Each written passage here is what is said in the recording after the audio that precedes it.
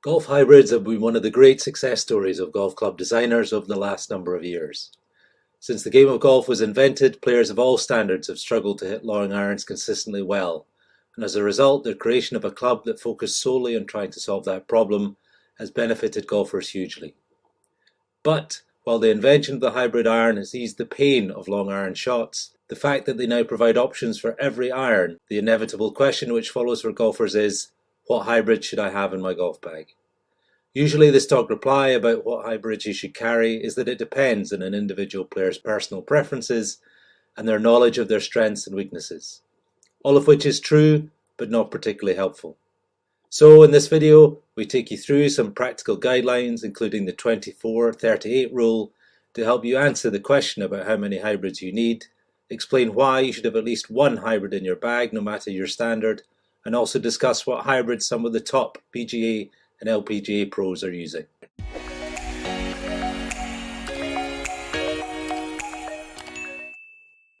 After they started to emerge in the golfing scene in the early 2000s, hybrid irons have now firmly established themselves as one of the key pieces of equipment in the golf bag of the vast majority of amateur golfers. There should really be no doubt in your mind now as to whether you should have hybrids in your golf bag, but just in case there still is, here's a list of reasons why you should be using them. Number 1, hybrids are more forgiving than long irons. 2, hybrids allow all golfers to hit the ball higher. 3, hybrids perform better for golfers with lower swing speeds. 4, hybrids mean hitting more greens from longer distances. And 5, hybrids are much more versatile. Many pros are also convinced by hybrids, and you find them a common sight in the PGA, DP World Tour, LPGA and Champions Tours for the simple reason that, as with amateurs, many pros find them easier to hit than standard long irons. Yes, it is true that very good golfers, particularly those who naturally hit the ball high, can find hybrids hit the ball too high for them and are often too easy to hook off the tee. However, that almost never means those players don't consider hybrids at all, and there seems little reasonable debate as to whether or not the vast majority of amateur golfers should have a hybrid in their golf bags. The only real question, therefore, is how many hybrids you should have. And in short, the answer to that is best determined through measurement of club head speed, distance gaps between clubs, personal preference, playing goals and budget. PGA Master Professional Dennis Clark, and one-time PGA Tour player, who is also now recognised as one of the leading teachers by all the major golf publications, asked golfers to start their hybrid experimentation with the 24-38 rule and consider first and foremost your club head speed. The 24-38 rule stipulates that the majority of golfers lose consistency with an iron that has less than 24 degrees of loft and is over 38 inches long. Years ago that used to be a 3-iron, but following all the advances in golf club design over the years, the 24-38 rule now applies to many 5-irons, as club manufacturers have added stronger lofts and some length to irons at the same time as making them easier to hit. Indeed, today, many 6-irons are close to 38 inches long on average with 31 degrees of loft, meaning they too frequently come close to the point where most golfers will struggle for consistency. And stronger lofts and longer clubs mean one thing for the average player. It makes it harder for them to get the ball airborne because lower lofts require higher club head speeds to get the ball up in the air.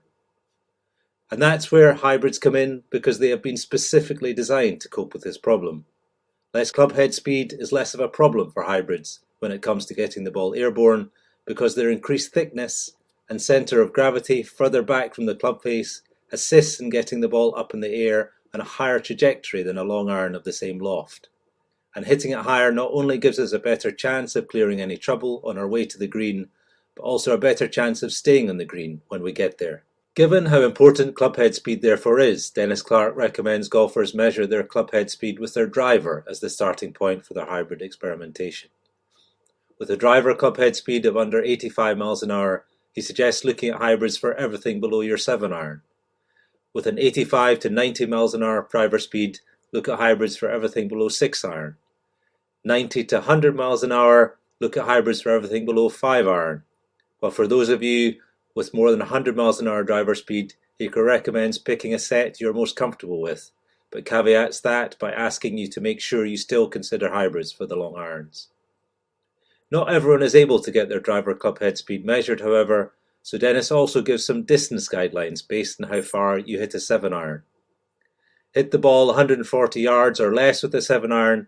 He talks about considering hybrids for everything below the 6-iron, and even experiment with starting your set with a 7-iron or even an 8-iron. Hit it 150 to 160 yards with 7-iron, consider hybrids for everything below 5-iron. 160 to 170 yards with 7-iron, consider hybrids for everything below 4-iron. An experiment with starting set with 5-iron, while for those hitting 170 plus yards with 7-iron, again he talks about the set makeup being more flexible, but again asks players of that standard not to forget about hybrids.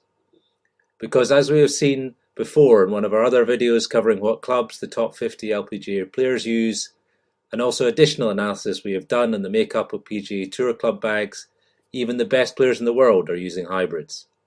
For example, the most common golf club setup used by the top 50 LPGA players, whose average club head speeds of 94 miles an hour match very closely to the 93.4 miles an hour average club head speed of the average male amateur, includes both 3 and 4 hybrid before their iron set starts with a 5-iron. Our most recent analysis of the top 100 players in the PGA Tour, meanwhile, found that 37% of them use a hybrid club, with 3% using 2. So if a considerable number of the top pros are using hybrids, there seems little question that the overwhelming majority of amateurs should be as well. We have also talked before in Golfing Focus about offering guidelines on hybrid number choices based on your handicap. For example, scratch to 5 handicap players should consider starting their set with a 4-iron, 6 to 12 handicappers with a 5-iron, and so on. But as we all know, your handicap is not always the clearest guide as to how you actually strike the ball and how far you hit it. The club head speed and distance guidelines Dennis Clark gives, therefore, should be much more specific to your individual game, and as a result give you a better starting point for where you can start experimenting with hybrid irons. And now that you have a starting point to begin, there are 5 things we would recommend you consider when finally deciding which hybrids you should carry. The first point to consider is loft and distance gaps. Golf club manufacturers have done their best to make things easy when it comes to replacing your irons with hybrids by giving them the same loft and number as their comparable irons.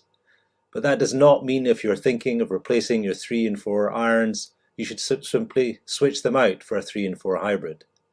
What distance you want and can get with each club is the key question. Golfers often get to a certain loft of club, where on paper the club should go further because of its lower loft and longer shaft, but because they lose a bit of launch angle they lose carry, and so the 3 hybrid doesn't automatically go further than the 4 hybrid, for example. So it's not always as black and white as just getting a comparable hybrid replacement for your equivalent iron, and as such it is vital that you measure what distance you're getting with the mix of hybrids and irons so you make the right choices. A big distance gap between your last hybrid and where your irons start is a particular thing to look out for and avoid. Point 2 relates to fairway woods and driving irons. A question which invariably arises when considering hybrids is what about fairway woods of similar loft? Which one should you carry? Should you carry a 5 wood or 3 hybrid, for example? Distance gapping is again the key thing to look out for here, and then the choice simply comes down to which club gives you the results you want. Remember, fairway woods are longer than hybrids, which are designed to be only slightly longer than their comparable irons, so that's something to check you don't mind. Do you want a club that you're going to use as an alternative to your driver off the tee, or is it going to be focused on approach shots, in which case the higher trajectory of the hybrid may suit better? If you play a lot of your golf in the wind also, a driving iron may be a better alternative to an extra wood or hybrid. Or if your course contains a lot of areas of thick rough, you might consider switching out more irons for hybrids to help you get through the tough grass better. Whatever you decide, just remember to watch out for those distance gaps. Point 3 concerns wide body versus narrow body hybrids. Hybrids today are split into 2 general categories, wide body and narrow body. Narrow body hybrids are targeted at better players with typically faster club head speeds and are set up with a more neutral bias to make it less likely the ball will go left.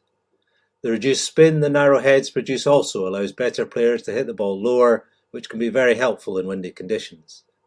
Their design is also more closely matched to standard irons, and as a result they are less forgiving than their wide body counterparts. The wide body versions are by comparison better suited to golfers with slow to medium club head speeds. Designed based on the same principles as more lofted fairway woods, the wider club head launches the ball higher and makes it spin more to help maximise carry distance. Often combined with lighter graphite shafts, wide body hybrids are a good choice for a lot of recreational golfers who are looking for the easiest and longest option available. One thing to look out for, however, when it comes to the wide body versions is that they are typically biased towards producing a draw. So considering your general standard of play and what type of trajectory you are ideally looking for is another key point when making your final decision. Point 4 to consider is confidence. Golf is very much a confidence game, and players can often find confidence simply by the way one club looks compared to another. Whether a hybrid gives you more confidence when compared to a comparable iron or fairway wood is therefore a crucial component of any decision, and one you should not ignore. Just because the stats and the launch monitor say one thing does not automatically mean you're going to step up to that next shot and look down on your new hybrid with confidence. If it just doesn't feel good or right in your hands, that will likely remain a problem. And finally, point 5 is of course budget. As with every golf club decision, you cannot look at it without considering the price tag. If you have a budget, you should stick to it. If you only play a few times a year, it would be difficult to justify spending a lot of money replacing a lot of your irons all at once if you think hybrids are the way forward. Also, if you want to spend some money on overhauling your bag with some new hybrids, just absolutely make sure you remember to bear point 1 in mind about lofts and distances.